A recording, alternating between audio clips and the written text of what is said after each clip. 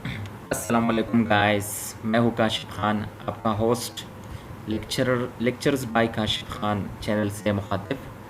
अगर अभी तक आप लोगों ने मेरे चैनल को सब्सक्राइब नहीं किया है तो इसको जल्द से जल्द सब्सक्राइब करें। आज हम जो लेक्चर पढ़ेंगे वो हमने प्रीवियस लेक्चर में हमने डेटा और वेरिएबल के बारे में डिस्कस किया, ठीक है। अब हमने क्या करना है, हमने डेटा को प्रेजेंट करना है। तो डेटा को हम प्रेजेंट करते हैं थ्रू प्रॉपर टेबल्स या थ्रू प्रॉपर ग्राफ्स, ठीक है। सो इस लेक्चर में हम टेबल्स के बारे में डिस्कस करेंगे कि टेबल्स में हम प्रॉपरली डाटा को किस तरह हम डिस्प्ले करेंगे, प्रेजेंट करेंगे, ठीक है। सो टेबल्स या तो हमारे साथ फ्रीक्वेंसी टेबल्स होते हैं या हमारे साथ क्रॉस टेबुलेशन होती है जो 2x2 टेबल्स हो गए, ठीक है। सो इन में हम किस तरह अपने डेटा को प्रेजेंट करेंगे, ठीक है। सो आज का जो हमारा लेक्चर होगा वो प्रेजेंटेशन ऑफ डेटा के बारे में होगा कि हम डेटा को किस तरह प्रेजेंट करेंगे इन दी टेबल्स, ठीक है। और फिर नेक्स्ट लेक्चर में हम graphical representation of the data के बारे में पढ़ेंगे कि क्वालिटेटिव डेटा को और क्वांटिटेटिव डेटा को हम किस तरह ग्राफ्स में प्रेजेंट करेंगे, ठीक है। सो टेबल्स जो होते हैं वो हम क्या करते हैं, वो हम किस तरह डेटा को प्रेजेंट करेंगे टेबल्स में, वो आज इस लेक्चर में हम पढ़ेंगे, ठीक है। सो हम इसको फ्रीक्वेंसी डिस्ट्रीब्यूशन टेबल भी कहते हैं, ठीक है, क्योंकि हम डेटा को लेते हैं, ठीक है। और डेटा में हम देखते हैं कि फ्रीक्वेंसी एक डेटा की कितनी है, ठीक है। So completed frequency distribution table provides a frequency distribution. A frequency distribution is a table that includes a set of intervals and displays the number of measurement in each interval, ठीक है।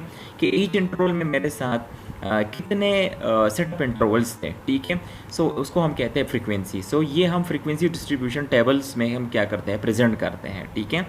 सो ये हम manually भी कर सकते हैं और through SPSS भी कर सकते हैं, ठीक है। SPSS हमारे से जो सॉफ्टवेयर था जो हम एनालिसिस के लिए यूज़ करते थे, जो हम displaying of data, organization of data उसके लिए यूज़ करते थे। सो उसमें भी हम क्या कर सकते हैं, प्रॉपर फ्रीक्वेंसी डिस्ट्रीब्यूशन टेबल्स बना सकते हैं।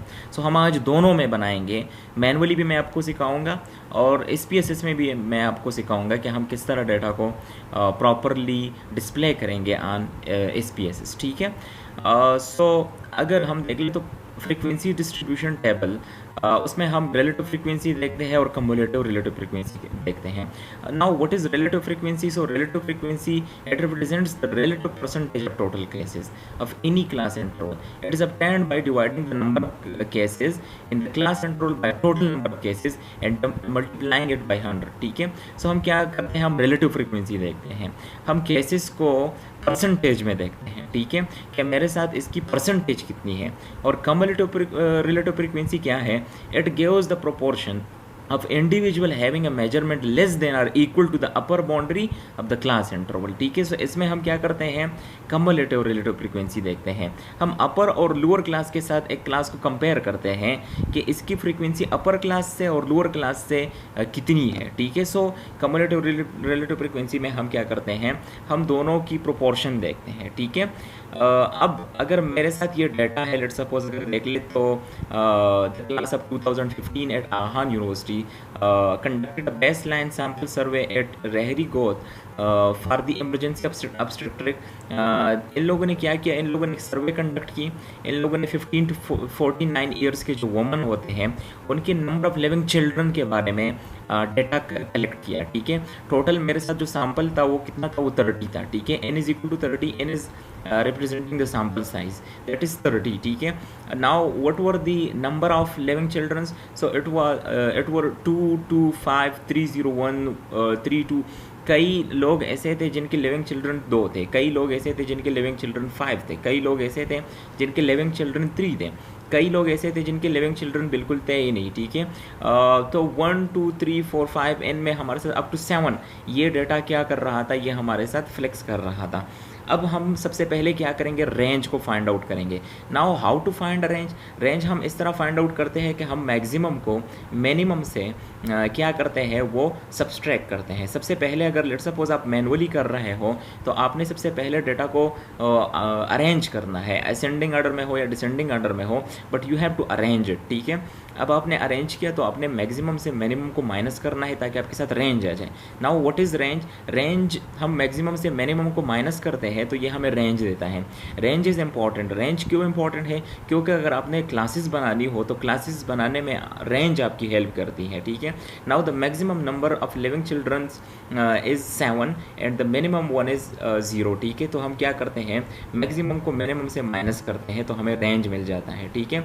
नाउ अगर हम इसको फ्रीक्वेंसी टेबल में हम डिस्ट्रीब्यूट कर ले तो हम किस तरह डिस्ट्रीब्यूट करेंगे? सबसे पहले हमने क्या करना है, क्लासेस बनाने हैं। सो क्लासेस में हमने नंबर ऑफ लिविंग चिल्ड्रन, सो या तो किसी का 0 0 1 2 3 4 5 6 7 8 तक मेरे साथ क्लासेस बन गए, ठीक है। नाउ फ्रीक्वेंसी क्या थी? 0, जिनके 0 लिविंग चिल्ड्रन थे वो हमारे साथ 2 लोग थे, जिनका 1 था वो 3 थे, 2 5, ठीक है, 3 5 4 6 5 4 6 2 7 2 8 1, ये हमें फ्रीक्वेंसी मिल गई। अब now we have to find out the relative frequency. So इसको मैंने टोटल पे डिवाइड करना है और 100 से मल्टीप्लाई करना है। सो टोटल केसेस वर 30, ठीक है। टोटल जो हमारे साथ सैम्पल साइज था वो 30 था। सो 2 और 30 मल्टीप्लाइड बाई 100 इज 6.7%, मीन्स 6.7% मेरे साथ ऐसे लोग थे जिनके ज़ीरो मेरे साथ क्या थे, नंबर ऑफ लिविंग चिल्ड्रन थे। इसी तरह 3 और 30 मल्टीप्लाइड बाई 100, 10% लोग मेरे साथ ऐसे थे जिनका 1 लिविंग चिल्ड्रन था, ठीक है। Now फिर again cumulative frequency, so you have to find out the cumulative frequency for the cumulative relative frequency. So cumulative frequency को हम क्या करते हैं, हम relative frequency को एक दूसरे के साथ ऐड करते हैं तो मेरे साथ cumulative frequency आ जाती है। So 2 + 3 = 5, 5 + 5 = 10, 10 + 5 = 15, 15 + 6 = 21। तो इस तरह आप cumulative frequency को find out करते हो।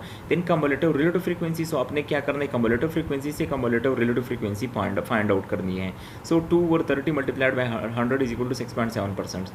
Then 5 over 30 multiplied by 100 is equal to 16.7%. Means 16.7% लोग ऐसे थे जिनके या तो one number of living children था या 0 था, ठीक है। Then 33% लोग ऐसे थे जिनके 2 living children थे या 2 से कम थे।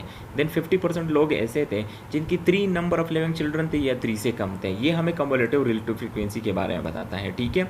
So now we have to represent this data on the SPSS। so हम SPSS में इस डेटा को किस तरह रिप्रेजेंट करेंगे, ठीक है। मीन्स कि अगर हम ग्राफिकल रिप्रेजेंटेशन टेबल्स में डेटा को रिप्रेजेंट करते हैं लेकिन हम मैनुअली नहीं करते बल्कि हम SPSS का यूज़ करते हैं, तो हम इस डेटा को किस तरह रिप्रेजेंट करेंगे, ठीक है। So now this is SPSS, ठीक है। SPSS में मैंने आप लोग को पहले भी बताया था कि मेरे साथ 2 व्यू आते हैं, एक डेटा व्यू और एक variable view. Now this is the data view. Data view में मैंने सारे जो डेटा है उसको मैंने एंटर किया है। 30 लोग थे मेरे साथ, ठीक है। 30 सैम्पल साइज था मेरा, ठीक है। और उनमें से जो नंबर ऑफ लिविंग चिल्ड्रन थे वो भी मैंने क्या किया है, वो भी मैंने एंटर किया है। कुछ के 2 2 5 3, ठीक है। जो 30 लोग थे उनकी मैंने क्या की है, उनकी डाटा मैंने एंट्री की है डेटा व्यू में, ठीक है। नाउ वेरिएबल व्यू में आप आ जाए, ठीक है। तो वेरिएबल व्यू में मैंने जो मेरा वेरिएबल था वो मैंने क्या था, लिविंग चिल्ड्रन। मैंने लिविंग चिल्ड्रन को फाइंड आउट करना था। सो लिविंग चिल्ड्रन मैंने अपने वेरिएबल को नेम किया है लिविंग चिल्ड्रन। ये आप लोग इधर जब आप लोगों के साथ वेरिएबल व्यू आप खोलते हो तो इधर आपके साथ वेरिएबल आता है, ठीक है। लेकिन इसको आपने प्रॉपर्ली नेम करना है। नेम अगर आपने करना है तो आप नेमिंग के लिए क्या करते हो, इसमें कोई स्पेस वगैरह आप नहीं देते, ठीक है। स्पेस दोगे तो आपके साथ वो एंटर नहीं होगा। सो लिविंग चाइल्ड आप क्या करते हो, आप स्पेस के अलावा इसको लिखते हो। लिविंग चाइल्ड मैंने लिख लिया। Now this is numeric data, ठीक है। तो मेरे साथ क्या है, टाइप न्यूमेरिक है क्योंकि मैंने नंबर ऑफ लिविंग चिल्ड्रन को न्यूमेरिक में फाइंड आउट करना है। So it's okay, with is okay, ठीक है। डेसिमल आपके साथ, डेसिमल के बाद आपके साथ कितने डिजिट्स होने चाहिए, तो इसको आप 0 किया करो, ठीक है। अब 0 किया आपने इधर, तो इधर आपके साथ डेसिमल्स के बाद जो डिजिट्स थे वो ख़त्म हो गए, ठीक है। Now it become 2 2 5 3 0। पहले इधर 0.00 आता था, नाउ इट बिकम ओके, ठीक है। अब आपके साथ ये 0 हो गया, ठीक है। इसी तरह वेरिएबल व्यू में मेरे साथ जो अलाइनमेंट है वो राइट साइड पे है, ठीक है। और जो आपके साथ मेजरमेंट है वो मैं स्केल में कर रहा हूँ, ठीक है। ये आप न्यूमेरिक भी कर सकते हो बट स्केल इज़ ओके, ठीक है। सो सब कुछ अभी ओके है। अब मैंने क्या करना है, इस डेटा को ग्राफिकली रिप्रेजेंट करना है। मैनुअली तो हमने कर लिया, लेकिन अब आपने SPSS में आप किस तरह करोगे। so, सबसे पहले आपने जाना है एनालिसिस में, ठीक है। एनालाइज में आप जाओगे तो इधर आपके साथ चूँकि ये डिस्क्रिप्टिव स्टेटिस्टिक है, सो डिस्क्रिप्टिव स्टेटिस्टिक में आप जाओगे और इधर ये आपके साथ फ्रिक्वेंसीज़ है। सो हम इसमें फ्रिक्वेंसीज़ के टेबल्स बना सकते हैं। फ्रिक्वेंसी पे आपने क्लिक करना है। तो सबसे पहले आपने अपने वेरिएबल को फाइंड आउट करना है। सो मेरा वेरिएबल जो है वो लिविंग चिल्ड्रन है। सो लिविंग चिल्ड्रन को आप वेरिएबल में शिफ्ट कर लो। सो वेरिएबल में आप इसको शिफ्ट करोगे, so now it becomes okay, ठीक है। सो अभी आपने क्या करना है, इससे डिस्प्ले फ्रीक्वेंसी टेबल्स, सो इसको आप फ्रीक्वेंसी टेबल में डिस्प्ले कर सकते हो। ओके प्रेस करोगे तो आपके साथ फ्रीक्वेंसी टेबल बन जाएगा। ये आपके साथ फ्रीक्वेंसी टेबल बन गया है। Now you can see properly data को इन लोगों ने अरेंज किया है, और 0 1 2 3 4 5 6 7 8 क्लासेस में, ठीक है, फ्रीक्वेंसी फाइंड आउट की है, ठीक है, कि 0 जो लिविंग चिल्ड्रन थे वो 2 लोगों के थे, 1 वो 3 के थे। नाउ इन लोगों ने फिर परसेंटेजेस फाइंड आउट की है, 6.1 9.1 15.2, then valid frequency that is cumulative frequency, ठीक है, और देन कम्युलेटिव रिलेटिव फ्रीक्वेंसी भी इन लोगों ने फाइंड आउट की है, ठीक है। सो आप मैनुअली भी कर सकते हो, और आप क्या कर सकते हो, इसको थ्रू SPSS पे आप कर सकते हो। ये आपका जो सैम्पल साइज़ था वो 30 था। 3 लोग ऐसे थे जिनके हमारे साथ बिल्कुल चिल्ड्रन थे। 3 लोग हमारे साथ क्या थे, वो इसमें मिसिंग डेटा दे रहा है, ठीक है। सो वो 0 0 दे रहा है। सो आपके साथ प्रॉपरली आप SPSS के ज़रिए भी ये टेबल्स बना सकते हो। अगर लेट्स सपोज आपके साथ SPSS हैं तो आप SPSS के साथ ईजिली ये डेटा अपने टाइम को लिमिट करते हुए आप क्या कर सकते हो, SPSS के यूजेज करते हुए डेटा को प्रॉपरली रिप्रेजेंट कर सकते हो थ्रू टेबल इन SPSS, ठीक है। और आप मैनुअली भी कर सकते हो। सो मैनुअली करते हो आप या SPSS के ज़रिए करते हो, सो दोनों ठीक है। आप सिर्फ टाइम की बात होती है कि टाइम हमारे साथ इधर क्या हो जाता है, वो आपके साथ इतना कंज्यूम नहीं होता SPSS में, ठीक है। सो ग्राफिकली हम डाटा को जब रिप्रेजेंट करते हैं इन SPSS वो हम कुछ यू करते हैं इन टेबल्स, ठीक है। सो अगेन एक अनदर एग्जांपल, ठीक है, हमारे साथ जो सैम्पल साइज़ है वो 30 है, ठीक है, और हमारे साथ ये एक आहान यूनिवर्सिटी के कुछ स्टूडेंट्स ने डायबिटिक पेशेंट से डाटा लिया था, ठीक है, और हमारे साथ सैम्पल साइज़ 30 था।